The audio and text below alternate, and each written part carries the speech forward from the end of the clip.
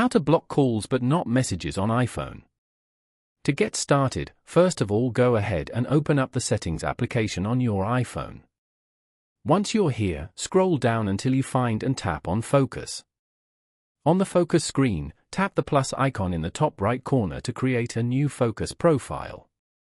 From the list, select Custom to create your own focus. Now, type in a name for your focus. For example, block calls. Then, choose a color and an icon for this focus and tap Next at the bottom. On this page, tap on Customize Focus to proceed. Under Silence Notifications, tap on Choose People. Customize your selection and select the option Silence Notifications from. After that, tap on Done at the top right corner. Then, tap on Choose Apps as shown. On the next screen, keep the option Allowed Notifications from selected and tap on Add Apps.